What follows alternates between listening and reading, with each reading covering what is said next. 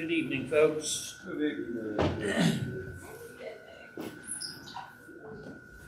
I did not have the opportunity to make a PowerPoint for tonight, but I think we can manage without it tonight. We are going to do a little bit of a review, just make sure we keep things in context, and then we're going to get into chapter 10 tonight. We're in the book of Daniel, and we have been talking about God as the sovereign entity. In other words, God is above all. He is superior. He is King of Kings, Lord of Lords. Even if that expression itself is not necessarily used here in these texts, that's the ultimate picture inside of all of it. And this picture started in the book of Daniel's in chapter 2 with the statue. And you remember the statue image in which Nebuchadnezzar had the dream, and it represented 4 kingdoms. And during the time of the 4th kingdom, there was this rock cut out of the hillside, not with hands, but it crashes the statue, and that rock becomes a great mountain, and it is the kingdom of the Son of God. Everything inside of this book is in context to that vision. And as we've gone forward, that's exactly what we've seen. We've seen the time of Nebuchadnezzar. We've seen the time of his grandson, Belshazzar, very shortly, very briefly. And then we got into these pictures, and then Darius, with Daniel 6 and Lion's Den. And then we got into these pictures in chapter 7, 8, 9, and then tonight in chapter 10. And we've been talking about the Medes and the Persians mostly, and then the Greeks. And we have not had to guess that that is who it is, because Daniel has told us that this is who we're talking about. So what we're looking at again is in the framework of what the whole book has been presenting. Remember, for Daniel, these things are future. For us, these things are in the past. And it's really easy to go back and grab some language that sounds like future things and pull it out, but we need to keep it in context. And the rule that I've been trying to emphasize the whole time is if God tells us what it means, then what? That's what it means. We don't have to second guess God, okay? So if God, his prophet Daniel, his angel Gabriel, whoever is on the messenger side of this, tells us this is what we're talking about, there's no need for us to pull it out and say, no, this is what he's talking about instead, okay? Just basic rule of interpretation there. Let's review a couple things from chapter 9, because we didn't get completely through that chapter last week. We got up to the point of talking about the 70 weeks vision, and this vision is tricky in some of the details, and I'm just not going to sugarcoat that fact. But again, we have some things that we pointed out that help us to understand the time frame. Remember, we were talking about the Greeks. We need to remember that we are talking about things that we know that we can kind of pin down to help us out. And the other piece of that was numbers aren't always what they seem. Numbers are symbols too. Okay, so when we see so many weeks, it doesn't mean literal time per se, because we're going to see that Jesus is cut off inside of a week, and the destruction of the temple is that doesn't make sense. He's not talking about a literal week. He's not trying to use that as a code for a certain amount of time. And if we figure out the code, he's just using that as symbolism. And that is really important for us to see. We use those kind of things all the time. We say, I wouldn't do that in a million years. Are we suggesting that we do it in 1,000,001 years? We're saying 1,000,000 years because that is what? It's a long time. It's a certain number, and we're trying to make the point, right? I wouldn't touch that with a 10-foot pole. Well, does that mean you touch it with an 11-foot pole? No, that's not what we mean. We're using that as symbolism to express something. We're not trying to use it as an actual declaration of a number. Okay, so hopefully we get that. Let's go back into this, though. We have been talking about this Greek Empire, and pretty well in detail inside the chapter 9. And we talked about the division of the 4. And again, we were told that we're talking about the Greeks. It's not a secret to us. And then we have this 70 weeks prophecy. So we're going to start at verse 20 in chapter 9. Now while I was speaking, praying, confessing my sin and the sin of my people Israel, and presenting my supplication before the Lord my God for the holy mountain of my God, yes, while I was speaking in prayer, the man Gabriel, whom I had seen in the vision at the beginning, being caused to fly swiftly, reached me about the time of the evening offering. And he informed me and talked with me and said, O Daniel, I have now come forth to give you skill to understand. In the beginning of your supplications, the command went out, and I have come to tell you, for you are greatly beloved, therefore consider this matter and understand the vision. Now, to remind us, he was reading Jeremiah, and when she was talking about the 70 years in Cyrus, and basically he's telling him that time has come. That's going to be fulfilled very shortly. What time? Then to be able to go back to Jerusalem. And that's going to set up the events of Hosea and the events of Nehemiah and Ezra as they rebuild the wall, as they rebuild the temple, as they reestablish worship. And of course, he was looking forward to that. And then he's going to tell us a little bit more about the vision. So verse 24. 70 weeks are determined for your people and for your holy city. Now, 70 weeks is not a very long time. That's what? A year in, what, 18? Yeah, I mean, that's not a very long time. He's not talking about a literal amount of time as 70 weeks. And we just need to understand that. We'll see the play of 70 versus 1. And that doesn't mean 70 years versus 1. It's not a ratio. It's just the idea of a longer time and a shorter time. But anyways, so he says 70 weeks are determined for your people and for your holy city to finish the transgression, to make an end of sins, to make reconciliation for iniquity, to bring in everlasting righteousness, to seal up vision and prophecy, and to anoint the most holy. Of course, we know who that is, right? That is Christ, obviously. Now, it could be in the context, they were thinking of the high priest, but I believe it is allusion to what's going to happen with Jesus. So keep reading, verse 25. Know therefore and understand, that from the going forth of the command to restore and build Jerusalem, that's what we were talking about, he was reading from Jeremiah, to restore and build Jerusalem until Messiah the Prince, there's our time frame. So from them going back, Ezra, Nehemiah, Hosea, to the Messiah, he said, there shall be 7 weeks and 62 weeks. Now, that's 79 weeks, right? My math's not mathing tonight. That's okay. But again, that's not even 2 years. Is he talking about literal weeks? Can't be, because between the time of Ezra and the time of Jesus, we're talking about 400 and some, almost 500 years.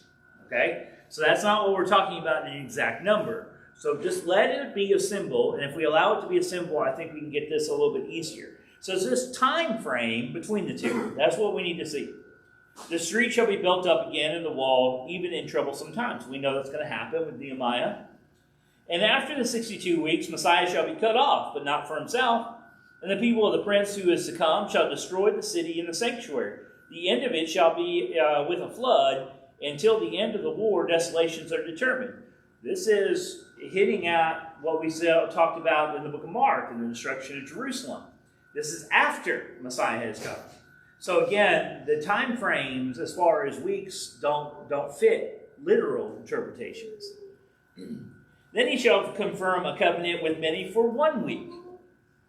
But in the middle of the week he shall bring an end to sacrifice and offering, and of the wing of abomination shall be one who makes desolate, even until the consummation which is determined is poured out on the desolate. Now, again, this is going to be really, really tricky.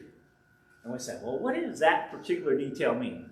And that's great, and if we can get every little piece of detail, that's fine. But we need to make sure we understand the overarching picture.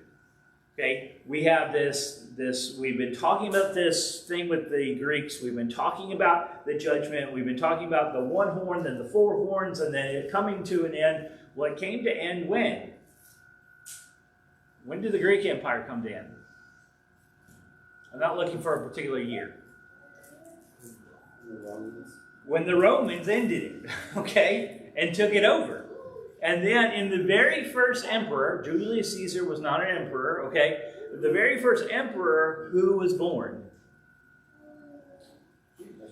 Jesus was born during that emperor's life, okay?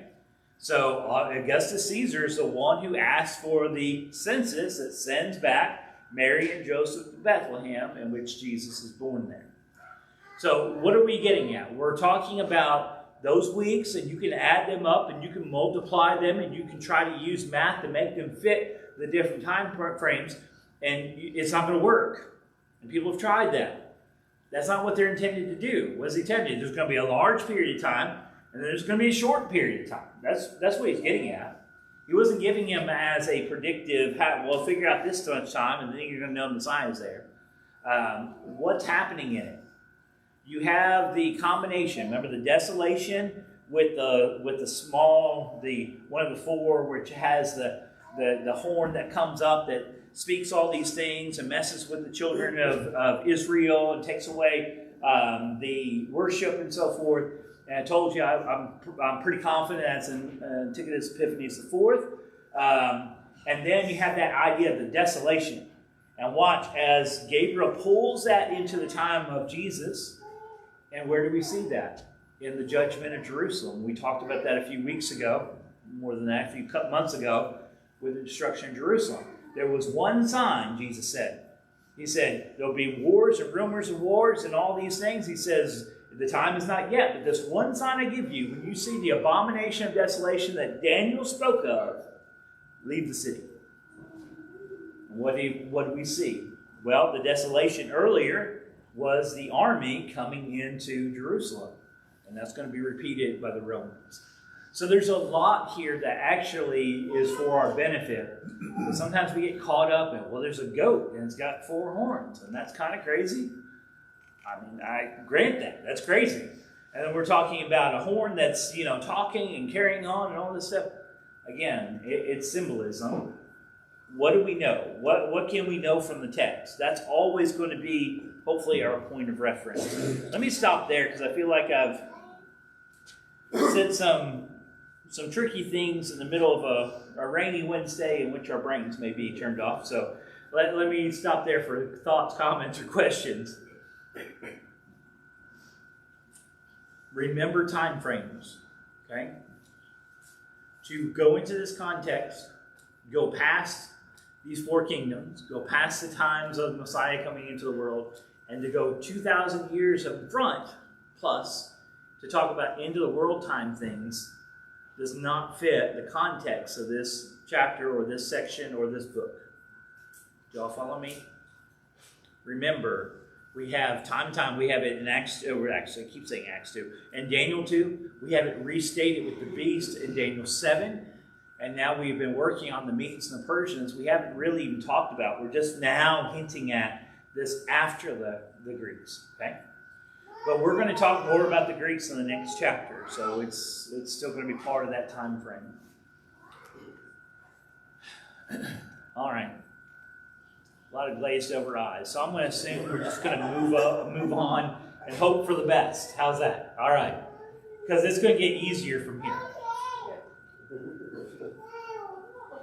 All right. That being said, you just know it's going to be easier. So you just sit into that and believe it as we open Daniel chapter 10, okay? Daniel chapter 10. In the 3rd year of Cyrus, king of Persia. So now we've jumped. We were dealing with Darius, and now we're in the years of Cyrus. A message was revealed to Daniel, whose name was called Belshazzar. The message was true, but the appointed time was long, and he understood the message and had understanding of the vision. All right, we've talked about some of those time things. Remember earlier he was told to seal a vision because it was far in the future, and it was talking about these things in the Greeks and the Greek time and so forth. And we compared that to what's said in Revelation, where we're told specifically not to seal it because the things were at hand. But we're told that he has understanding. That's the main part I want you to see in verse 1. Verse 2. In those days, I, Daniel, was mourning 3 full weeks. I ate no pleasant food, no meat or wine came into my mouth, nor did I anoint myself at all, till 3 whole weeks were fulfilled. Now on the 24th day of the 1st month, as I was by the side of the great river that is the Tigris, I lifted my eyes and looked, and behold, a certain man clothed in linen, whose waist was girded with gold of Uphaz. Now, I don't know exactly what makes that so special, but maybe there was a particular part of that area that made that special. I don't know.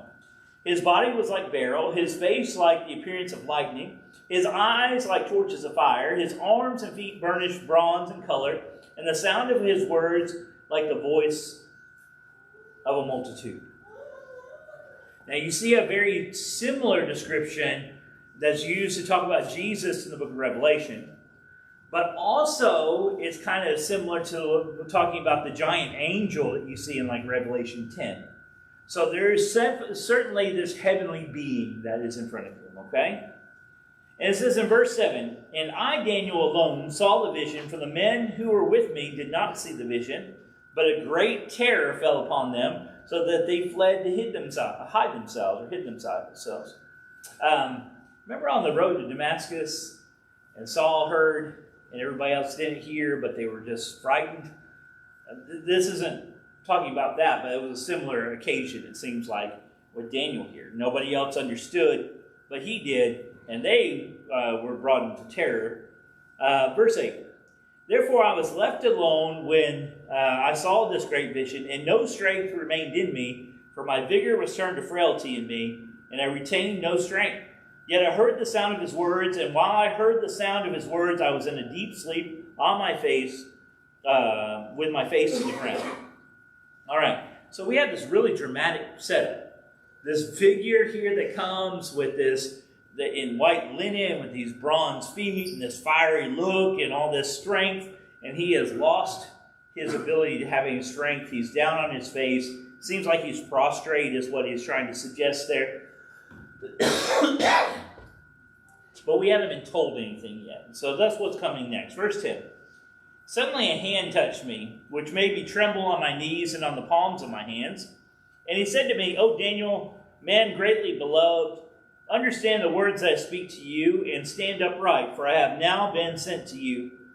While he was speaking this word to me, I stood trembling. And then he said to me, 'Do not fear, Daniel, far from the first day that you set your heart to understand and to humble yourself before your God. Your words were heard, and I have come because of your words.'"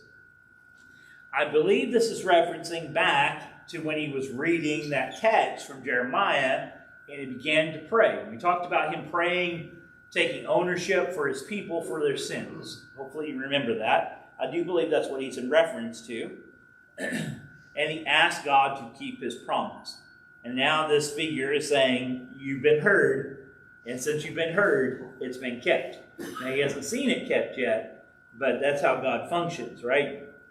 We don't always see it, but God keeps his promises. Verse 13. We'll see it in the time frame we want to. "But the prince of the kingdom of Persia withstood me 21 days, and behold, Michael, one of the chief princes, came to help me, for I had been left alone there with the kings of Persia." All right. I said this would be easier. I may have been exaggerating. All right. This stuff is absolutely cool, but really hard. Because we don't get a lot of these conversations in Scripture to help us. When he's talking about princes, we normally think of, the sons of kings and queens. But understand that they are rulers. And some translations will actually use rulers. But if you notice, this figure wasn't just a man, it was this heavenly figure. And he was withstood by the Medes, or by the Persians, the princes of Persia, and then he called Michael one of the chief princes. I believe what we're talking about is a war with angels. Michael is brought to our attention where? Where else do we know about Michael? Archangel. Yeah, he's the archangel in the book of Revelation. We've already seen Gabriel, and now we see this one called Michael. Now, why do I believe it's angels? Because sometimes the princes of the power of the air, remember that expression from Ephesians is referring to a fallen angel, that being Satan. We have this expression used often for angels. Now, what does that mean? What does that look like? I don't know. I don't know. I do know that there is a war that we cannot see. Now, how do I know that? It's hinted at. It's hinted at here. It's hinted at by the prophet Elisha. And if you remember, I think it was Sennacherib that had the kingdom, the Jerusalem surrounded. And it was Elisha's kind of servant that was going crazy, saying, we're all going to die, we're all going to die. And Elisha said, open your eyes. And God opened his eyes, and he saw the army of God surrounding the army of Sennacherib. Y'all remember that story? It's pretty crazy. It's like, okay, so why did he get to see that? Well, why is this text here? Is it symbolism? I think we could say that there's some symbolism in this, but there's also a war that's going on for the power and for the strength of who?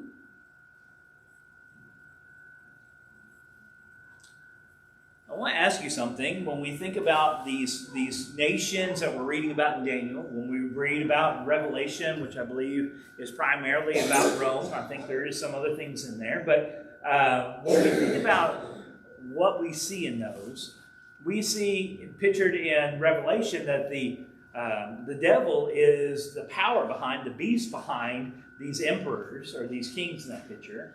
You see that kind of hinted at here.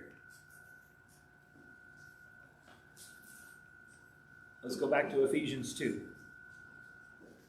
We can allow some scripture that is plainly spoken to help us out a little bit, I think. Remember what Paul said about our former state? He said, who once were dead in your trespasses and walked according to what? Let's turn there for a second then. Ephesians 2, verse 1.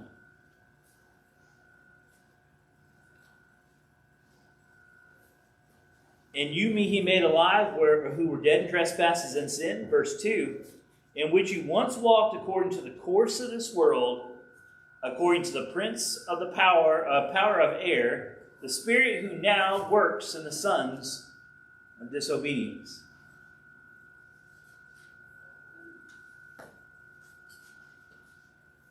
Was that just kind of like a poetic flourish? Or was Paul telling us how Satan works through us outside of Christ? That's not symbolism, and I don't believe in Ephesians 2. It might help us to understand this here. Let's go back and read it. Just a couple things there that maybe help us, and I know this is tricky, and you don't have to understand every piece of it. You just have to be willing to open yourself up, to allow it to kind of settle, so that as you get into texts like this, you can grow in them. Keeping in mind those barriers that we have, those things to help us. We're not going to come up with a interpretation, of a text that is going to sit against things that are plainly spoken. And we always need to keep our context in mind, right? Okay, so let's go back into this.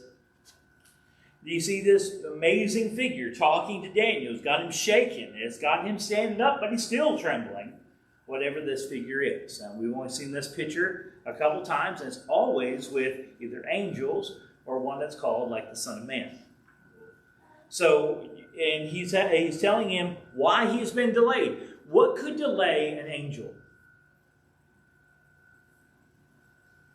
Could a physical man delay an angel? No. I don't think so. One angel killed all the firstborn in Egypt in one night, right? I don't think that a physical man can withstand. So I do think you have to keep that in mind when you read this. Verse 13. But the prince of the kingdom of Persia, notice prince, singular, withstood me 21 days, and behold, Michael, one of the chief princes, came to help me. For I have been left alone there with the kings of Persia. Now I've come to make you understand that what will happen to your people in the latter days, for the vision refers to many days yet to come. All right, it's like a passing tone. There's so much in it. I don't understand the spiritual warfare that we can't see, but it's there. In the book of Revelation, chapter 12, it says, the dragon, the great dragon, that serpent of old, waged war with heaven. How can you do that? I don't know. And he took and wiped out a third of the stars, which seemed to be representative angels. I don't know exactly what that means, but I know this. And then the Lord said to Michael the archangel, and he sent him on him and kicked him out, that is the serpent, the dragon, and kicked him out of heaven, and he came to earth. So I know these battles have been going on. Time frames and all that stuff is hard to figure out sometimes. Now, why do you and I need to know? God is not silent, sitting in heaven, waiting for things to happen. God has been fighting on behalf of his people since the beginning. We see hints of it. We see the conversation with him and Job. We see that picture there with Elisha. We hear about how no man comes to power except for God. We see God take Nebuchadnezzar and send him out to the field for a few years until he can learn a lesson. We see God say, I am the sovereign one. Again, that's our picture here. How all that unfolds, I'm not sure. But he was delayed in coming because of this, whatever was happening here. All right, so let's go past that and not get too bogged down in it, though I've already bogged us in it. So this vision is yet to come. It's many days. Verse 15. When he had spoken such words to me, I turned my face towards the ground and became speechless. And suddenly one having the likeness of the sons of men touched my lips. And then I opened my mouth and spoke, saying to him, Who stood before me? My Lord, because of the vision, my sorrows have overwhelmed me, and I have retained no strength. For how can the servant of my Lord talk with you, my Lord? Now, you know we have a lot of lords there. You have Lord that is respectful, master, and then you have Lord as talking about God. Notice the lower cases there. Don't get too tripped up on that. As for me, no strength remains in me now, nor is any breath left in me. Then again, the one having the likeness of a man. Why does he keep saying that? That's the marker, right? All right, the one who had likeness of man touched me and strengthened me. This is verse 18. Verse 19. And he said, O man greatly beloved, fear not. Peace be to you. Be strong. Yes, be strong. So when he spoke to me, I was strengthened and said, Let my Lord speak, for you have strengthened me. And then he said, Do you know why I have come to you? And now I must return to fight with the prince of Persia. And when I have gone forth, indeed the prince of Greece will come.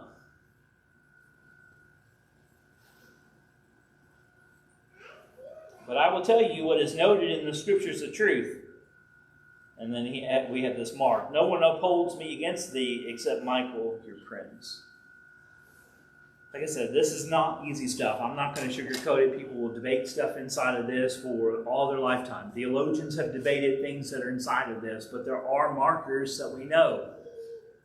We again got a context of time. What did he just say? I've been fighting the prince of Persia.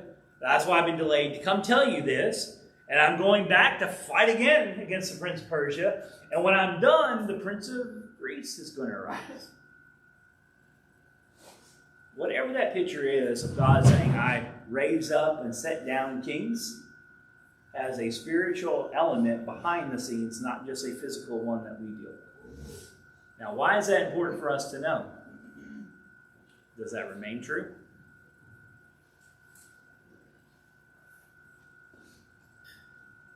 Let's try something. We'll put a marker there. We'll come back to it. Let's go to Romans for a second.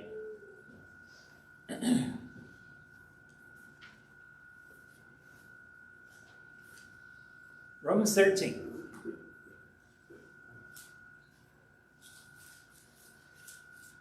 Now listen to what Paul writes to Christians there at Rome, to you and I. Romans 13, verse 1. Let every soul be subject to the governing authorities, for there is no authority except from God.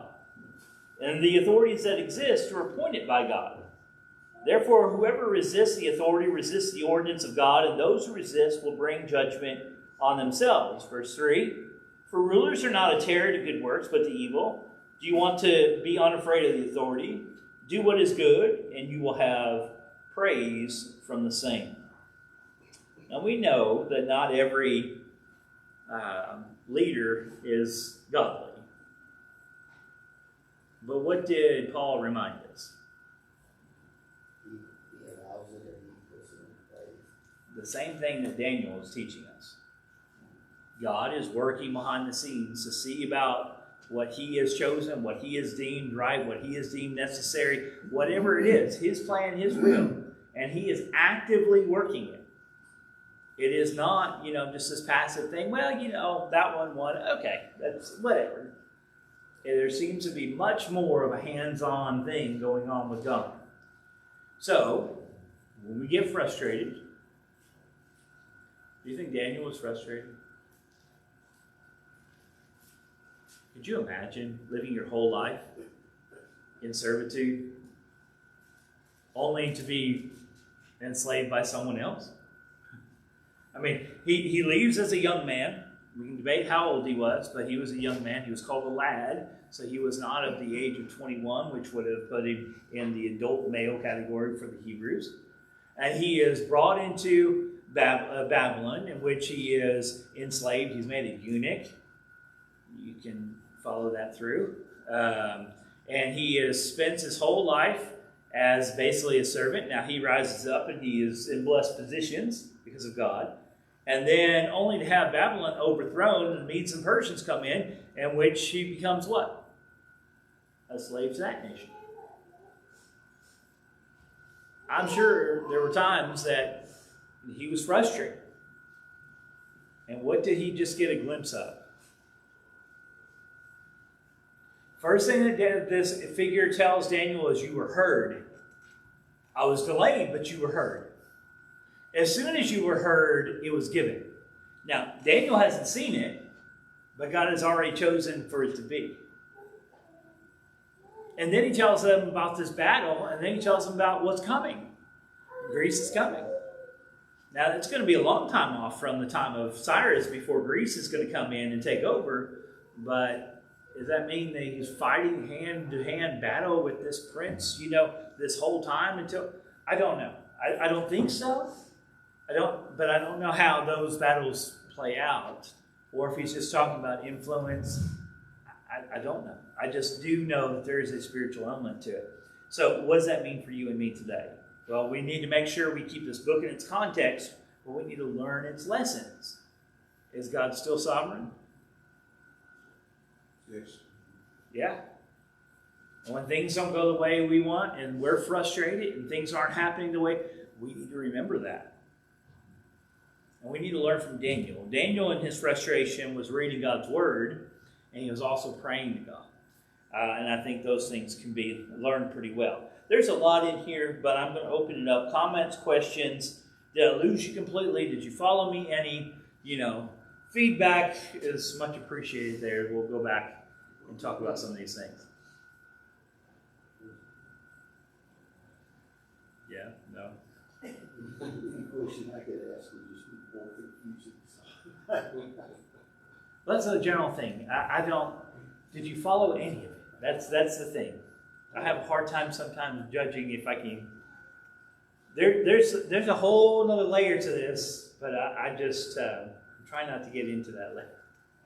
Well, it's extremely complicated, but if you, like you've said multiple times already tonight, if you take it at its word, yeah, it makes some things understandable. Yeah. Well, it's just like, you remember when you're younger, maybe it still happens to you, back before Google, y'all remember the days before Google? And the only way that you could learn something if you didn't know it was to what? Huh? Did someone say ask Dad? I asked Mom and Dad. Oh, okay. She has smart Usually parents. Mom. Oh. You had to go to an encyclopedia. You had to go to a dictionary. I can't remember how many times Miss Ball would say, when you'd say, how do you spell? She's like, it's spelled right in the dictionary. And I'm like, okay. So then I just asked the person next to me. But I still going to go to the dictionary. Huh? Nobody wants to read that book. They had those dictionaries that are like this thick. How can you have a dictionary that's this thick and have a dictionary that's this thick? I think this is just a format. Anyway.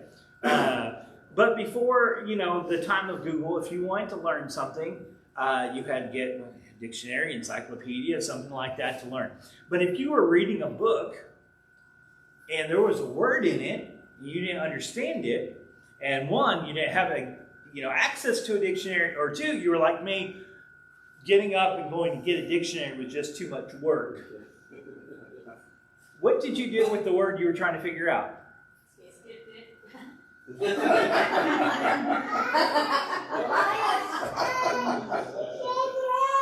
That's not the answer I was looking for. Context clues. Yeah, you look at the context to help figure out what the word meant, right?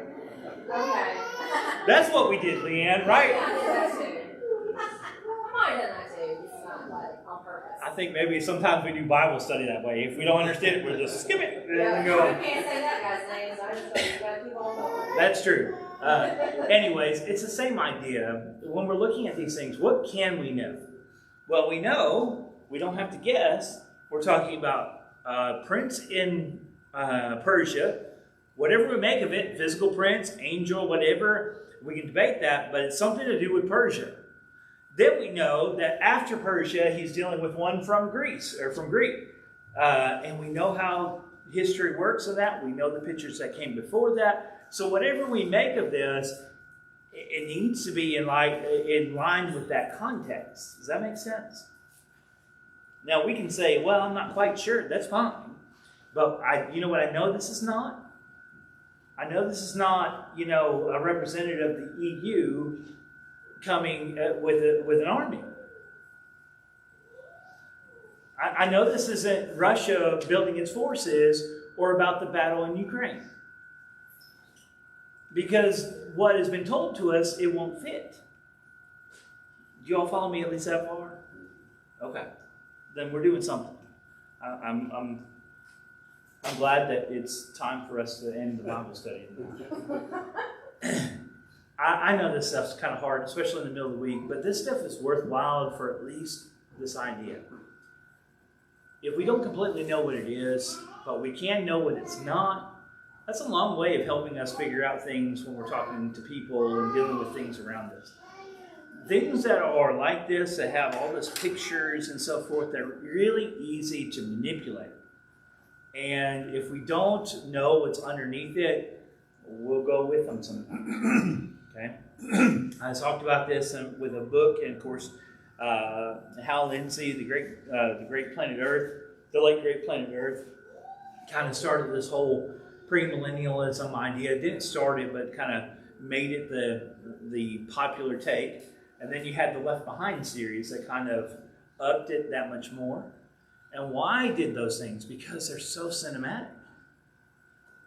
They grab our attention. They grab our, and it's like, oh, hey.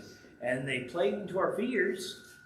And then every time you have someone in how many people have we had get on TV and say they know when the world's going to end? The Antichrist is now in whatever. Antichrist, that term does not appear at all in the book of Revelation. It only appears in the books of the epistles of John, 1st and 2nd, in which he says there are many Antichrists, not one, and they've already gone into the world. And then he tells us who they were. They were people who denied that Jesus came in the flesh. And yet people will, well, the Antichrist has been born in France. That was about 15, 20 years ago. I remember hearing that last.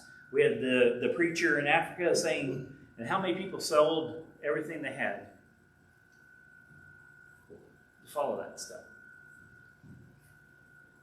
If we don't know all the details, that's okay. There's room for us to grow, that's fine. But at least get a hold of it enough. We know, hey, this is what God's talking about. God is in charge. There are coming nations in Daniel's day, but God is in battle, and they are going to be defeated. And eventually, there's going to be a fourth one, and it's going to be defeated too. And then if you want to go all the way to the book of Revelation and the Battle of Armageddon, that's the Battle of Megiddo. That is a valley outside of Jerusalem. That is a place where a lot of the battles of the Old Testament occurred. So it's perfect symbolism. What is Gog and Magog? It is a picture of whoever Satan rises up again will also be defeated. And if you pay attention closely to the Battle of Armageddon, there's no battle. They show up, and Jesus alone wipes them out. What's the picture? It's been the same the whole time. Jesus, God, is in charge. He is the sovereign, no matter what it looks like on the outside. That's true in Daniel's day. That was true in John's day. That's still true in our day. And I appreciate you guys giving me the time tonight to talk about some of this crazy stuff. I hope that you have benefited from it some, and maybe you won't get scared off. We got a couple more chapters, and they're good fun like this one. We'll talk a little bit more about Jesus, and there's some really cool stuff coming up in that. Hopefully you'll join us and make plans to join us for those. But tonight, if you're with us, and well, Charlie, you got a song for invitation? 37. Number 37. If you're with us, obviously that makes no sense if you're with us, because you are with us. That's my attempt at humor this late on Wednesday. But if you have need, that's the point. If you're outside of Christ for some reason, if you're struggling with something, the sin is overtaking you, you need the prayers of the church, this would be a good opportunity for us to let those needs be known and play in a safe place with brothers and sisters who want to encourage us and be there beside us. Or maybe if we're just thinking about some of the things we talked about tonight, about the sovereignty of God, about the strength of God, and we realize, you know what, we need to build on that a little bit more, and we can even say a prayer from where we stand to be encouraged to walk a little bit closer to Him. But if you have need, we pray that you'd make it known as we stand together and sing this.